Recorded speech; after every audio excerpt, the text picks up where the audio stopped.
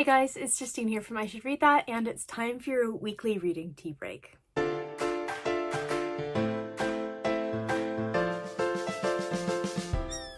Once again, I have completely forgotten to actually make a cup of tea, but we're just gonna pretend here.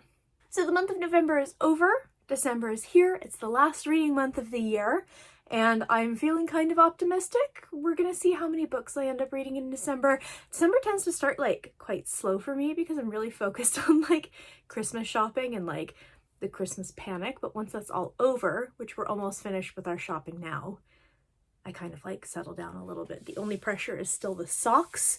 Sockpocalypse, as I have discussed before. I'm on pair number 4 of 5. Hold on. Ooh. I suspect someone's been playing with my sock yarn.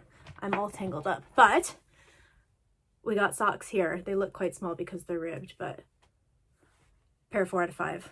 I'm so close to being able to actually knit stuff for myself. But in the midst of all that knitting, I have managed to finish a book this week, and I am about to start something else, which I'm very curious to see if I enjoy. And I have got a bookish advent calendar, so I have 3 new books from that. So the book that I managed to finish this week was The Hacienda by Isabel Cañas. I feel like I have been talking about this book a lot and just not quite managing to get to it.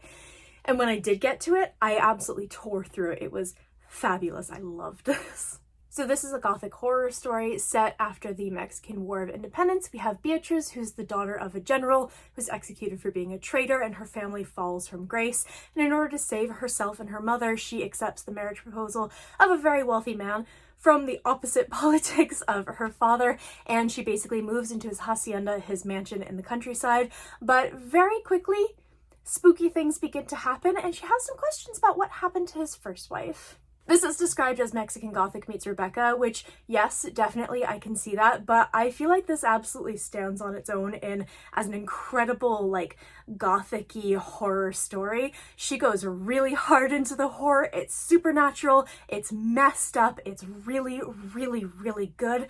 I really love Beatriz as a character. She was fantastic. She's really, headstrong, and she's really sort of a fearsome woman, and I really loved the other perspective, which is the priest who comes to help her with the kind of supernatural goings on in the house. I thought this was fantastic. Please read it. It was so good. I devoured this in a way that I haven't really been doing lately with books. I don't really have anything that I'm currently reading except for Jonathan Strange and Mr. Norrell. I have made no progress on that. That is completely my bad. But I am planning on starting Half a Soul by Olivia Atwater. My friend Asha is rereading this. She really, really loves this, and I need to read it for the first time. I have the first 3 books on my shelf because they were review copies, but after I requested them, I kind of realized that I really struggle with Regency set fantasy, the biggest exception being the Snowspelled books by Stephanie Burgess, which are amazing and fabulous. So I don't know how I'm gonna feel about this one.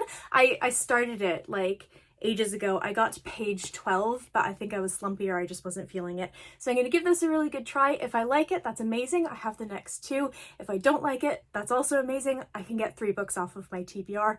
But this is basically set in kind of an alternate Regency England, and our main character literally has half a soul, which doesn't do her a lot of favors. So I'm looking forward to this. I know this is really, really beloved, but with my track record of sort of Regency set or Edwardian set fantasy, I don't know how I'm going to feel about it, even when those books come from my favorite authors. Emma Newman's Brothers Ruin is her sort of gas lamp fantasy, and I couldn't get into that, and I love her. So I don't know. We'll see how this goes.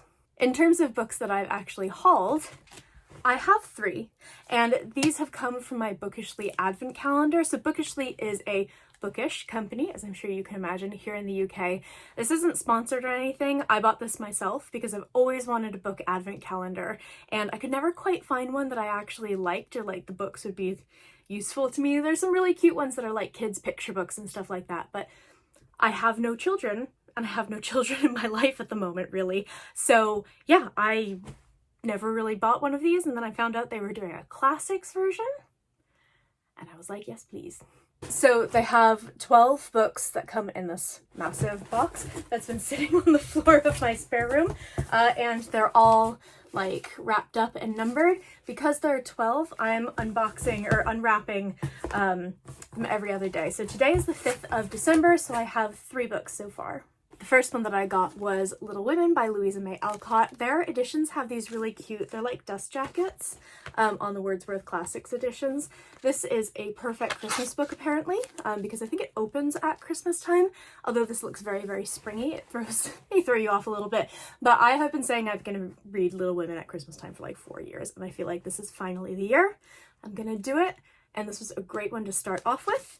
And then the next book that I got was The Great Gatsby by F. Scott Fitzgerald, of course, one of my absolute favorite books, although I hated it the first time I read it, because this was a book that I, along with like every other American high schooler, had to read in like the 9th or 10th grade, and I fucking hated this book. But one of my best friends loves this book. He has like 10 copies of it scattered around. We lived together for a year, and I would just find them everywhere. He had one in the trunk of his car, he had one in like the bottom drawer, like in the sofa cushions, like, so I was like, fine, I'll read your stupid book, and I ended up really, really loving it. So this is one of my favorite books now that I'm older and can actually understand it, and I really like this, like, it's quite bleak when you think about it, but this like swimming pool motif on the front.